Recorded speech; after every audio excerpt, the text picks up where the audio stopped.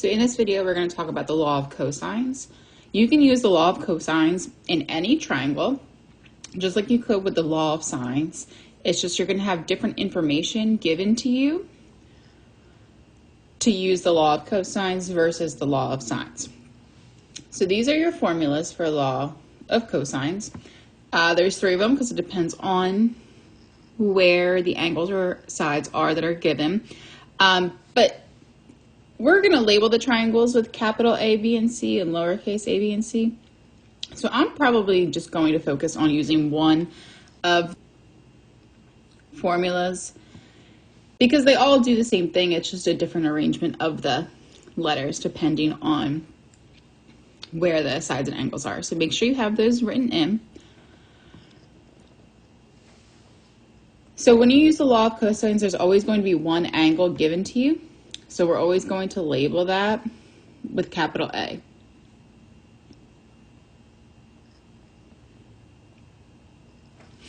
And then the side that it's across from would be your lowercase a.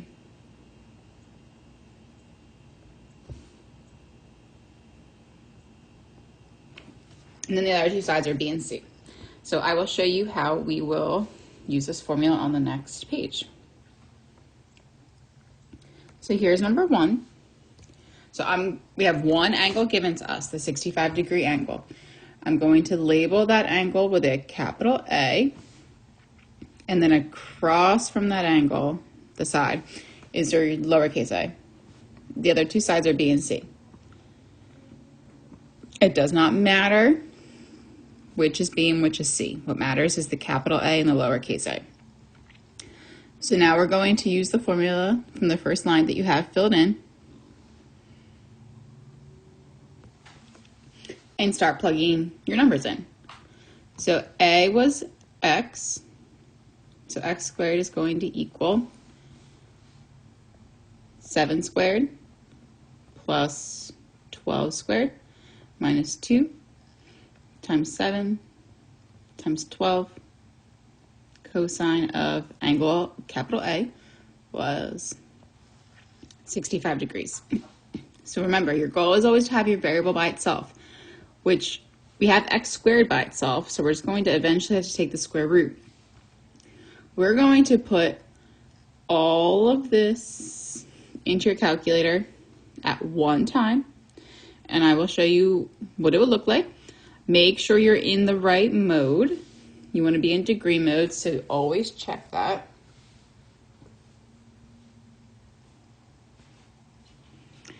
Okay, so in your calculator, you're going to type 7 squared and then plus 12 squared minus 2, and then in parentheses,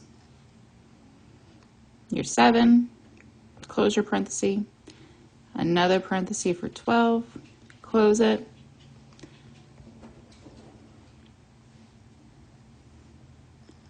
and then the cosine of 65. So it should look like that top line that I have. Make sure you're in degree mode, and then you can press enter. And you get about 122.00 and so on. So that's what x squared is equal to. 122.00. So then we're going to take the square root of that to get just x. So you can see that on my second line. So take the square root of 122, and that gives you x to be about 11.0. Okay, so let's look at number 2. You're going to label the angle that's given to you as your capital A. So this is our capital A. And then the side across from it, lowercase a. The other two sides, B and C. And then start filling your numbers in. So x squared is equal to 25 squared plus 20 squared minus 2 times 25 times 20 cosine, run out of room. So we have everything filled in. So we're going to put all of that into your calculator all at one time just to figure out what x squared is equal to. So let's see what that would look like. Okay, so type that right-hand side in exactly how it looks. So 25 squared plus 20 squared minus 2, and then in parentheses 25, parentheses 20, cosine 108. And then press enter.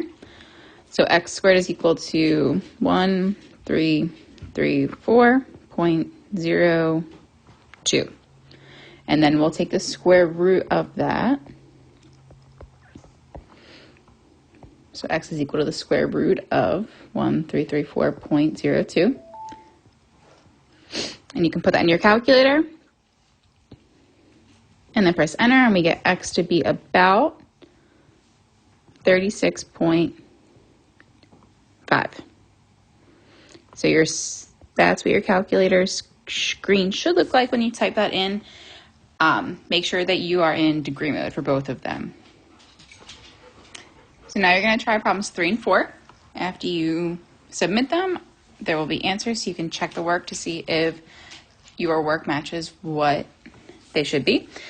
If your work looks good but your answers don't, make sure that you're in the right mode and that you're typing it into your calculator the same way that I'm showing you here. And here are your answers for problems 3 and 4. So this way we are finding sides of triangles. Now we're going to use the law of cosines to find angles of triangles. Label your triangle the same way, where the angle, so in this case the angle doesn't have a value, it's just labeled as x, is your capital A, and then across from it is lowercase a. The other two sides are B and C. And then we'll fill in to the law of cosines formula. Okay, so let's fill these values into the law of cosines. So this would look like 7 squared is equal to 12 squared plus 11 squared minus 2 times 12 times 11 cosine of x. Now, since we're trying to find an angle, we're going to eventually have to use the inverse cosine, or cosine -1. So we're going to start by simplifying a little bit. This is going to be a little bit more work than the other one because we have to get the cosine of x by itself. So 7 squared is 49. 12 squared is 144. 11 squared is 121. Minus, we're going to put all of those numbers into your calculator. So 2 times 12 times 11, which is going to give you 264.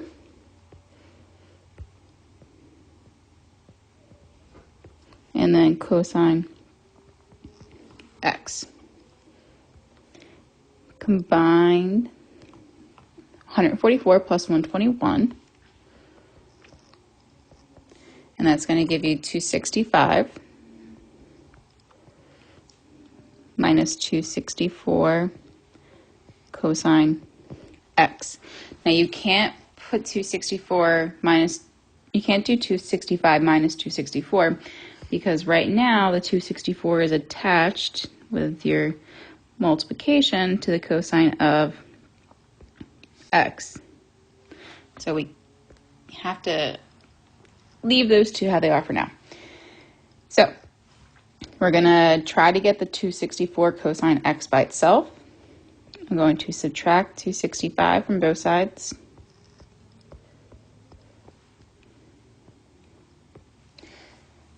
And that's going to give me negative 216 is equal to negative 264 times the cosine of x.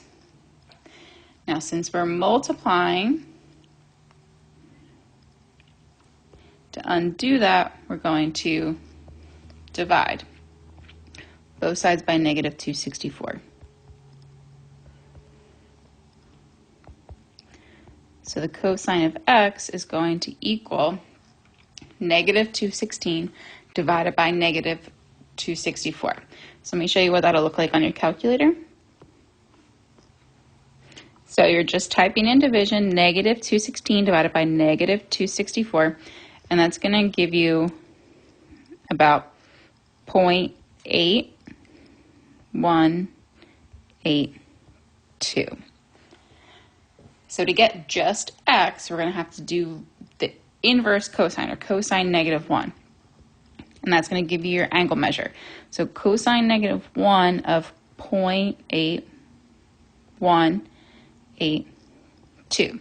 And you can see what it would look like in the calculator, is what x is going to be equal to. So in our calculator, we get x to be about 35.1 degrees. So that angle, 35.1 degrees.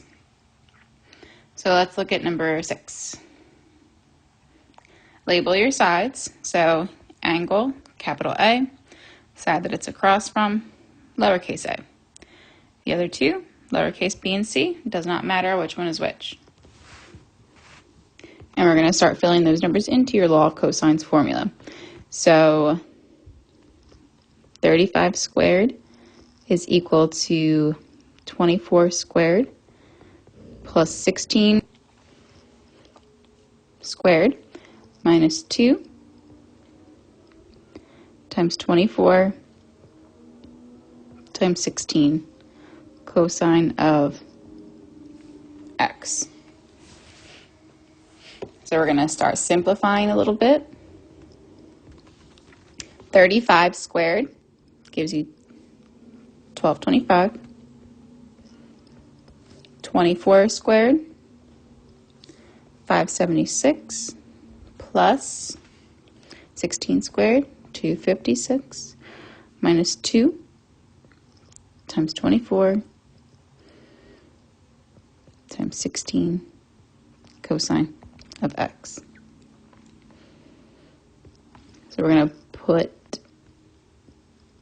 2 times 24 times 16 into your calculator. Everything else can come down to your next line.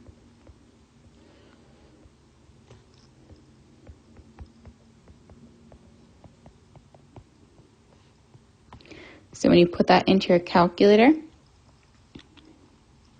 you're going to get 768.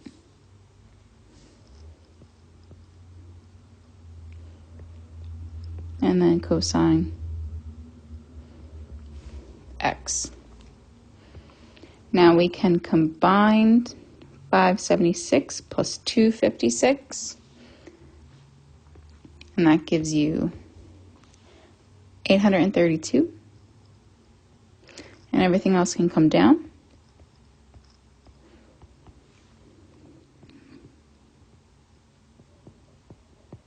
So remember, we can't do anything, we can't put 832 and 768 together because 768 is attached to the cosine of x by multiplication. All right, so we're going to move 832 to the other side by subtracting.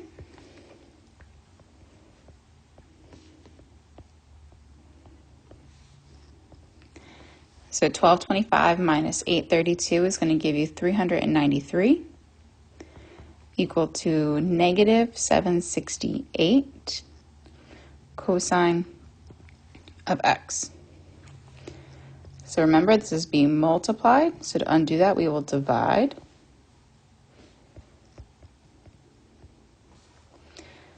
So cosine of x is equal to 393 divided by negative 768. So I'll show you what that looks like on your calculator. Okay, so in your calculator, you're going to put 393 divided by negative 768, and that's going to give you about negative 0.5117 equal to the cosine of x. So then we're going to do the inverse of that, because that's going to give us just x. So cosine negative 1 of negative 0.5117. So you can see that in my calculator, what it should look like when you type it in. And you get your angle to be about 120.8 degrees. So that's how you would use the law of cosines to find a missing angle. So now you guys are going to try questions 7 and 8, and I will show you this answer so you can compare your work to make sure that your work matches and you're typing it into your calculator correctly. Here are your answers for 7 and 8. If your work looks good, but you don't have those same answers, make sure you're in the right mode and make sure you're typing it in how I was showing you. Pay attention to your negative signs.